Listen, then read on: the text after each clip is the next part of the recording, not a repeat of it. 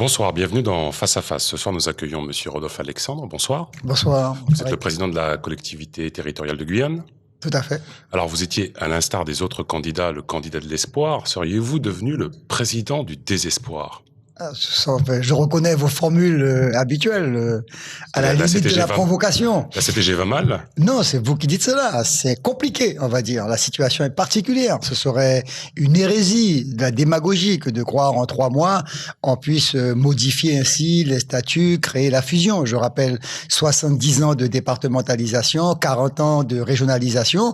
Bon, il faut laisser la machine prendre de ses rouages, de ses phases, poursuivre le dialogue social. Nous sommes en train de négocier un emprunt pour essayer de stimuler l'économie de la Guyane. Mais en tout cas, je rappelle qu'à ce jour, nous payons nos factures, nous continuons sur les appels d'offres qui avaient été réalisés. En gros, c'est compliqué, il faut prendre un peu de temps, un peu de patience, favoriser au maximum le dialogue social et je pense qu'on va y arriver. C'est quoi cette taxe sur les biens et les services? Ça faisait pas partie de votre programme. J'ai failli tomber à la renverse. Non, vous avez retenu que ça, malheureusement. Mais disons que non, juste pour cette taxe, parce que la vie est déjà suffisamment chère en Guyane. Non, mais ce sont des propositions. En fait, la base du contribuable est très inégalitaire. Vous savez qu'en Guyane, il y a à peine 60 000 foyers fiscaux qui payent réellement. Donc aujourd'hui, il faut arriver à poser une étude de faisabilité sur une éventuelle taxe qui pourrait toucher à toute la population. Donc sous prétexte de faire payer les clandestins, vous allez faire payer les...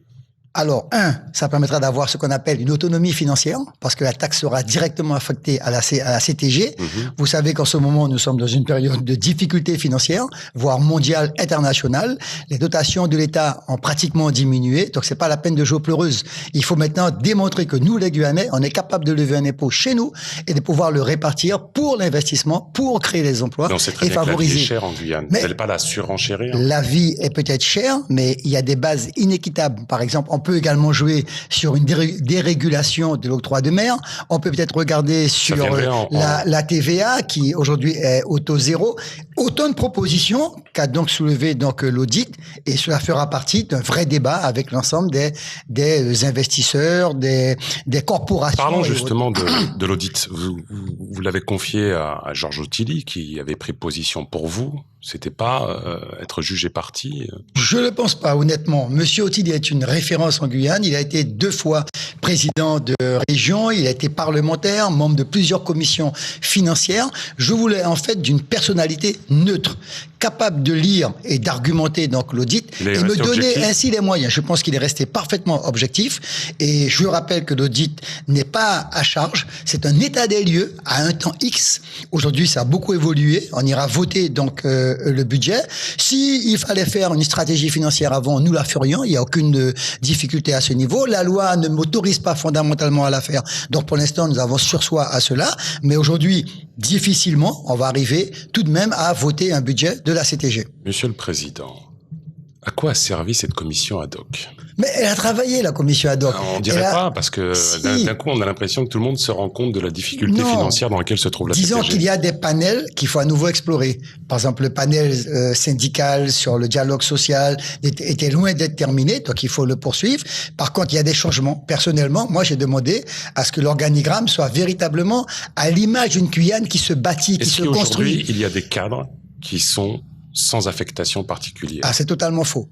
Chaque cadre, vous pouvez le dire. Ah, je peux le démontrer, le prouver. Chaque cadre occupe son espace dévolu. Même de l'ex-conseil général. Des 2. Pour moi, c'est fini, l'ex-CTG, l'ex-région. Les cadres sont en place. Je viens de signer tout récemment des délégations de signature dans le cadre des mandatements. Je viens de confirmer les emplois fonctionnels que je devrais donc revoir au mois de juin parce qu'un nouvel organigramme sera présenté. Vous savez, il faut que le potentiel, le capital humain soit la base de la CTG. C'est pas à moi fondamentalement de tirer la bride. Il faut que tout le monde. Je vais donc proposer bientôt un nouveau séminaire avec tous les cadres, de façon à ce que nous puissions regarder point par point l'organigramme qui va être dessiné. Et je rappelle à chaque fois, la CTG, c'est construire un territoire, c'est bâtir un pays.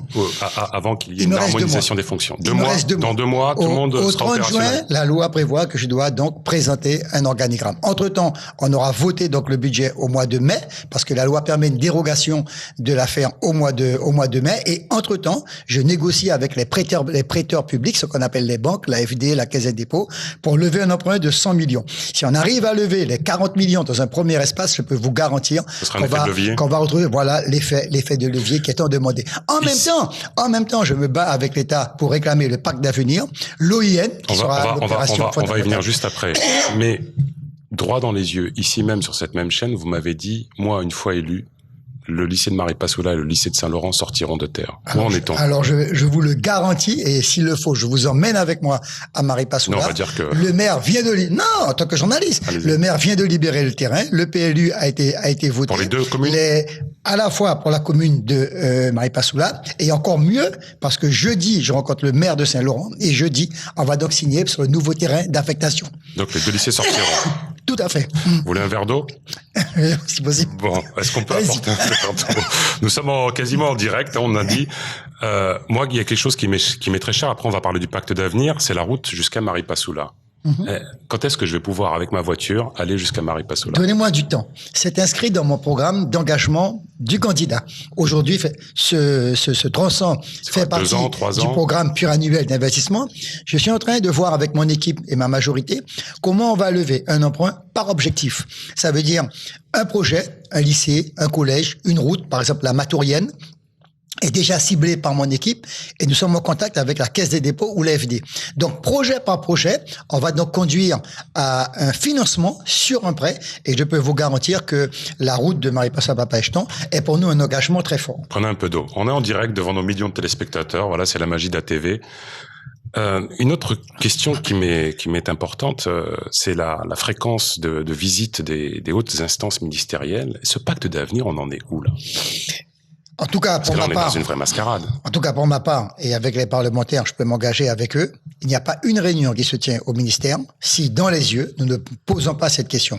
Pour nous, il y a un engagement du président de la République. C'est maintenant un dû. Ça veut dire qu'on ne pourra plus marcher arrière et nous continuerons à l'exiger. Nous leur avons dit que la Guyane est un pays atypique. Fort souvent, c'est dans la rue qu'on obtient nos revendications, un rectorat, une université. Oui. Maintenant, je note que les patrons circulent même dans la rue et manifestent. Eh bien, aujourd'hui, il y a une alerte. Et donc, c'est la raison pour laquelle... cette alerte? Plus d'une fois, même auprès du président, auprès du Premier ministre, Monsieur Valls, et encore mieux devant Monsieur Macron.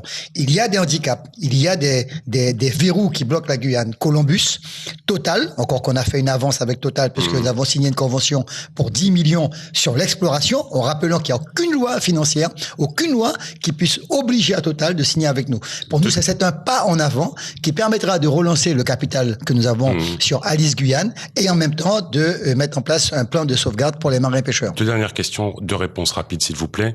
Que dites-vous à un chef d'entreprise qui veut investir en Guyane? Il faut venir. Il faut venir. Il faut y croire. Il y a un potentiel. Malgré la sécurité. Ce sont des choses qu'au fur et à mesure, on va régler. Il y a une part régalienne, une part qui relève des collectivités. Je dis qu'aujourd'hui, nous sommes dans une crise. Malgré la crise, la Guyane continue à avoir un taux de croissance pratiquement de 4%. Aujourd'hui, on a un potentiel, on a un talent au niveau de la jeunesse. Il faut qu'on mette en place les moyens pour lesquels nous sommes élus aujourd'hui. Je parle de la formation, je parle de l'apprentissage, je parle des lycées, des investissements qui vont être faits. C'est vrai, c'est très difficile à comprendre cela, mais je dis que c'est de la démagogie ou de l'hérésie que de croire qu'en 3 mois, on peut donc réaliser ce que nous allons faire. Il faut d'abord voter le budget. Après avoir voté le budget, nous mettons en place le plan pluriannuel d'investissement et année par année, sur l'ensemble du territoire, on est capable de répondre à un plan d'investissement. Réponse par oui ou par non, le format de l'émission est court. Vous êtes franc-maçon, vous l'avez dit publiquement. Est-ce que le fait d'être franc-maçon, c'est un gage en plus dans un CV qui vous est présenté? Non, quand même, monsieur, c'est bien de poser la question. Mais je me base avant tout sur les valeurs de la République. Ça veut dire sur les compétences. Et donc, je dois vous dire que nous avons aujourd'hui 2 jeunes Guyanais qui ont remporté le concours national au niveau administrateur, en passant également par Sciences Po. Eh bien, voilà les qualités qui m'intéressent en Guyane pour bâtir ce territoire. Très bien. Merci d'avoir participé à cette émission, monsieur le président de la collectivité territoriale de Guyane. Les programmes continuent sur ATV. Chambered, les amis.